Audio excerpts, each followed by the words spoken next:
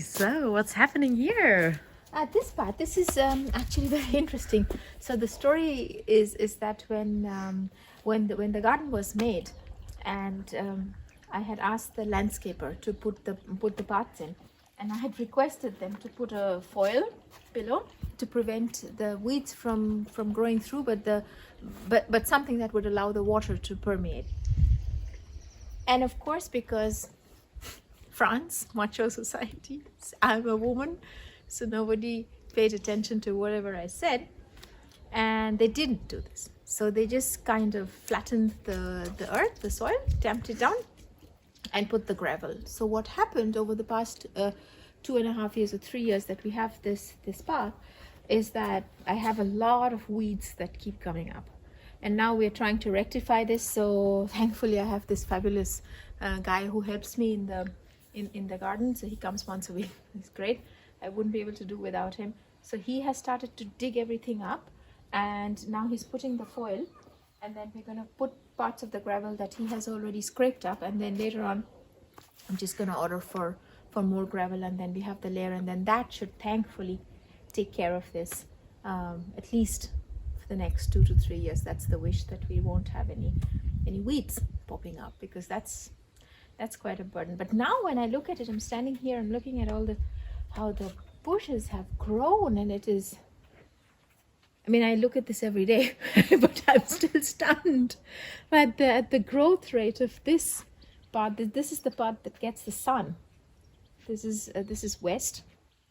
So and that's the east.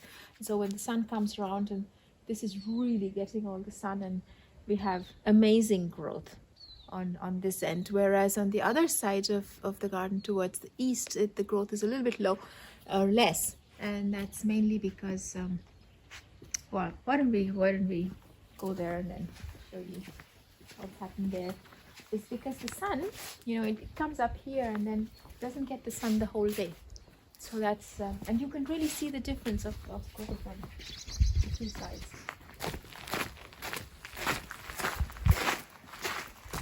But this is, but it's also establishing itself, not as fast as the western border, but it's also working. Yeah, one of the things that I already did was that I pruned all my roses. So this is a task that I needed to do, and I've already done that. So this is one that's been there for 2 years. So normally they say the first year you shouldn't prune, just let it establish itself, and then from the oh, that's a butterfly. Oh, did you see that? Oh. Mind you, this is February. And when did you prune them? In January? No, just 2 weeks ago. So as you can see, so what I look for, and I'll show you in a couple of other bushes as well, are branches that are going to go this way. So I'm trying to get a goblet shape and trying to clear the inside part so there is good air circulation. Now that's important to prevent diseases and pests, and you really don't want that. So basically to kind of chop off the branches that are going inwards, and I'll show you in another one, it's a better example up there. But this one is ready to go, and we already have really, really good new growth. So this is going to be beautiful. It's just want to quickly check which one this is. This is the Sophia Romantica. It's a French rose breeder, and it's got very, very nice pink perfumed blossoms. So really, and it's really going nice. to grow in spring already, or in summer? Yeah. This is now going to grow. So it depends on whether it's the growth is going to happen. I think what you want to know is the blooming. So how many times the roses are going to bloom, and it really depends on what kind of a rose you've got. Normally, I try to get a rose that blooms multiple times during the year. So if it blooms once and then I prune it, I take it, I deadhead it, and then it's going to come again. Because a single flowering one, sometimes it is spectacular. So there is one I had in Germany which was beautiful. It was a climber, a Bobby James, and it just flowers once, but when it does, it's the most amazing thing you've ever seen. But for this garden, I don't have a single flowering one. I have multiple flowering ones. So this is one of them. Okay, let me show you on hand of another rose bush what I mean by the prune.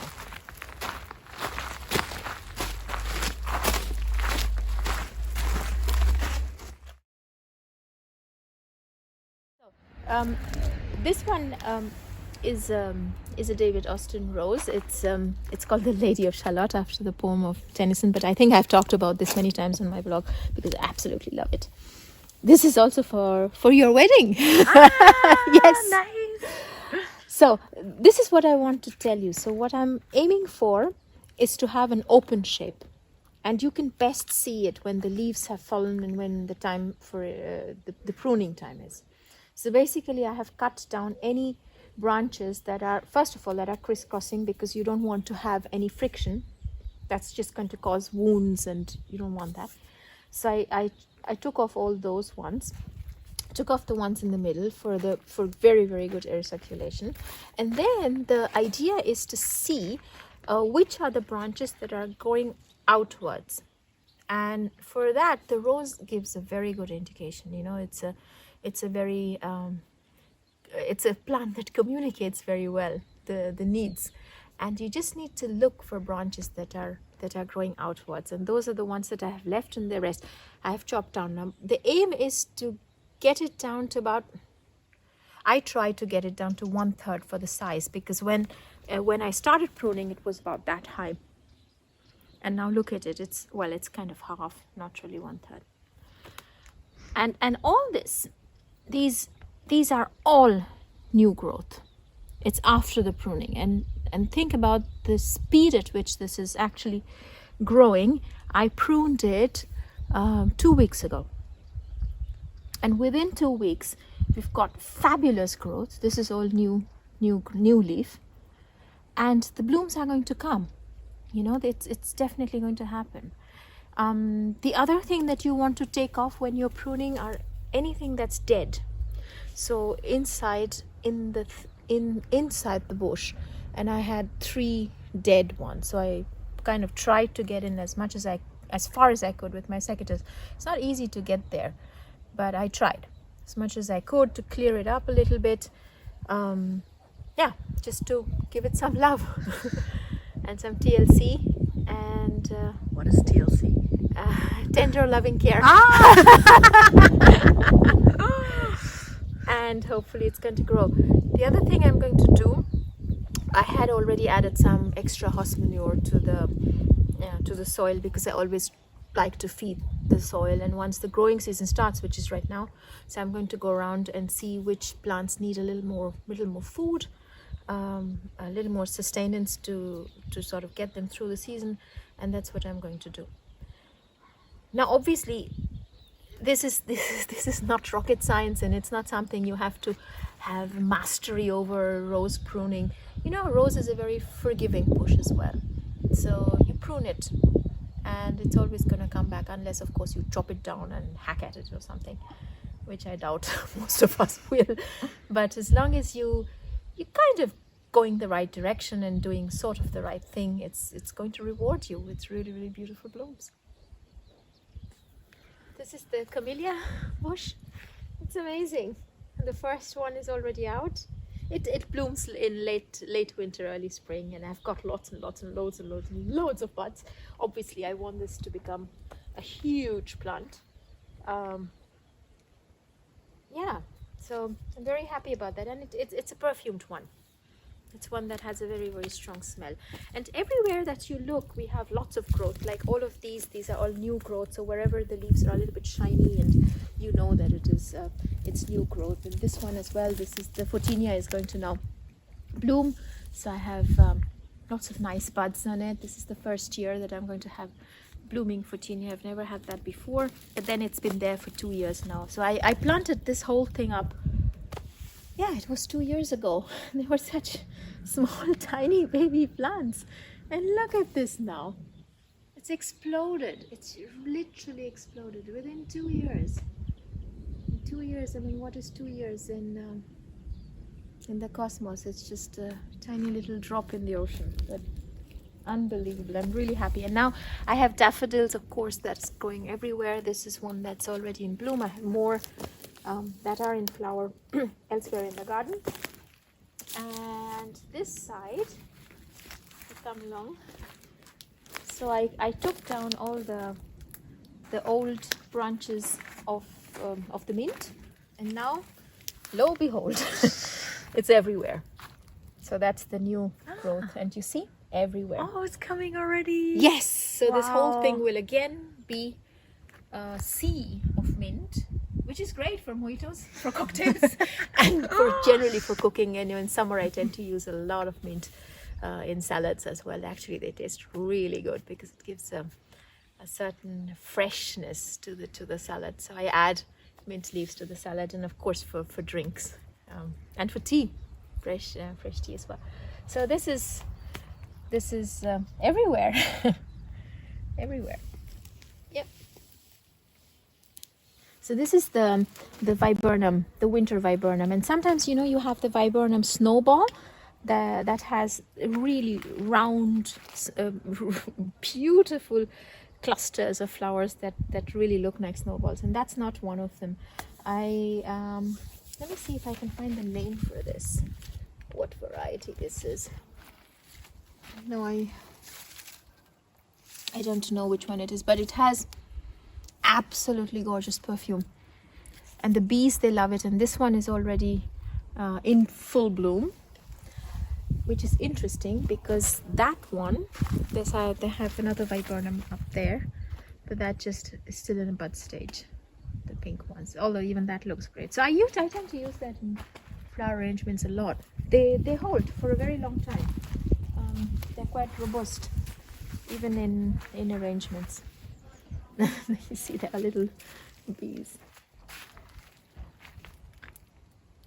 I don't know what kind these are. Are these the solitary bees or the honey bees? I'm not sure.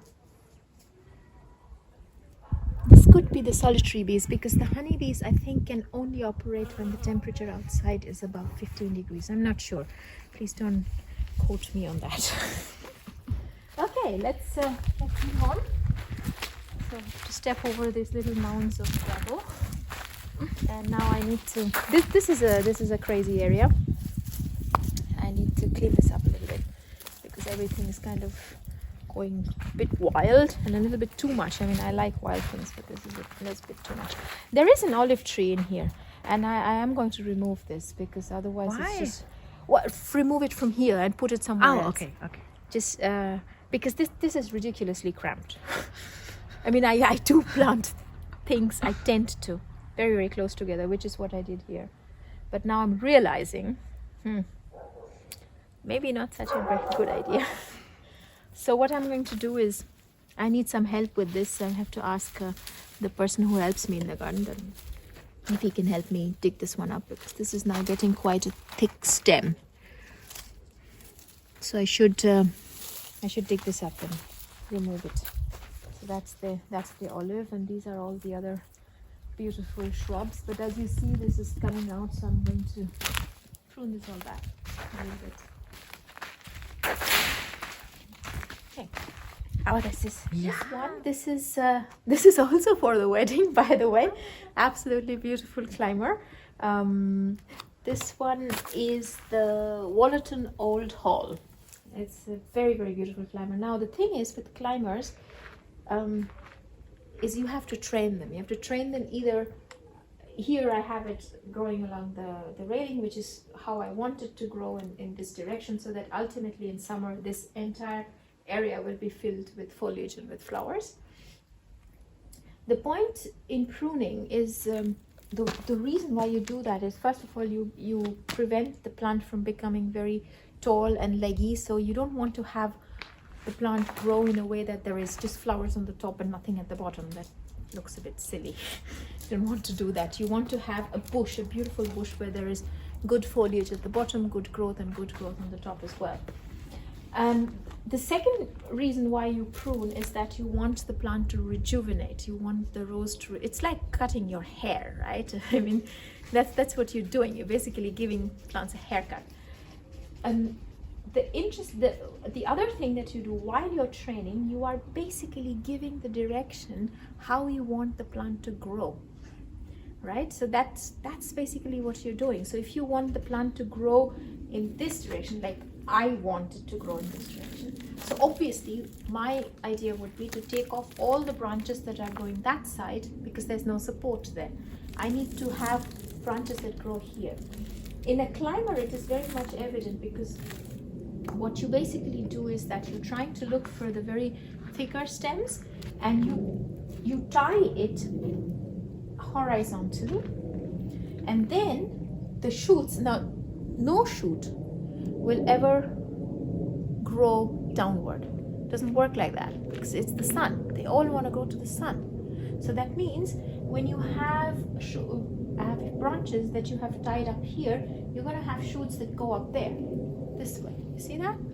And once that happens, then you take the second layer, and then you wait for the second year, and then you untie everything, and you see, okay, which one is now going to grow this side? So this is my idea of, obviously I'm not an expert in doing this, but this is what I'm trying to do. So what, like with this one, you can actually see. So I have taken this, I did this last year already, and I've put it like this, not in a very beautiful way. Should probably use other vines to tie it in. And now you have shoots that are coming up this way.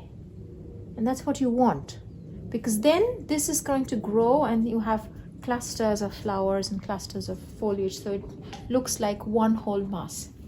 So you are always trying to create the picture, and in order to create the picture you want, you have to tell the plant what you want it to do, and it's going to do that.